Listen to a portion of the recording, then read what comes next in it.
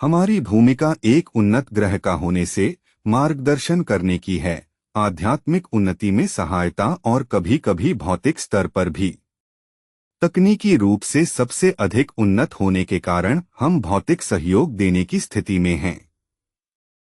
सच तो यह है कि यदि एक पिता स्वयं वयोवृद्ध, अधिक शिक्षित और कूटनीति में अधिक कुशल नहीं होगा, तो अपनी संतान को आध्यात्मिक मार्गदर्शन कैसे देगा?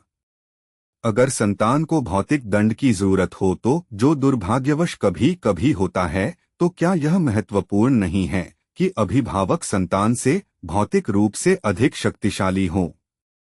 कुछ वयस्क जो सुनने के लिए तैयार नहीं होते और बिल्कुल जिद्दी होते हैं, उन्हें भी भौतिक तरीके से सुधारना पड़ता है। मिशेल, आप पृथ्वी से आए हैं, जिसे कभी कभी प्लेनेट ऑफ सोरो यानी दुख का घर भी कहा जाता है। सच में यह नाम उचित है, लेकिन यह एक तरीका है। किसी विशेष कारण से इसका उद्देश्य एक विशेष प्रकार का सीखने का माहौल उपलब्ध करना है। वहाँ जीवन इसलिए इतना कठिन नहीं है कि आपको हस्तक्षेप करना पड़े। आप प्रकृति के विपरीत नहीं जा सकते, उसे विनाश करते हुए जो सृजनकर्ता ने संरक्षण करने के लिए दिया है, यानी इकोलॉजिकल सिस्टम से छेड़छाड़ जो बहुत कुशलता से बनाया गया है। कुछ देश जैसे कि ऑस्ट्रेलिया, जहां से आप आए हैं, इकोलॉजी के प्रति बहुत सम्मान देने लगे हैं, और यह सही दिशा में लिया गया पहला उचित कदम है। लेकिन उस देश में भी प्रदूषण, पानी और हवा दोनों का क्या होगा? जो सबसे अधिक प्रकार का प्रदूषण है, उसका क्या? शोर। मैंने कहा सबसे बुरा, क्योंकि ऑस्ट्रेलिया जैसे देश के लोग इस पर ध्यान ही नहीं देते। किसी से पूछिए कि क्या ट्रैफिक का शोर उसे परेशान करता है, और उसका उत्तर आपको हैरान कर देगा। 85% कहेंगे, कौन सा शोर?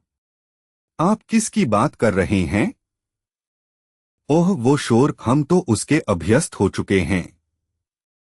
और संक्षेप में यही है कि उनका अभ्यस्त होना ही खतरा है। उसी समय थाओरा, जिस नाम से उस महान व्यक्तित्व को पुकारा जाता था, ने इशारा किया, और मैंने मुड़कर देखा।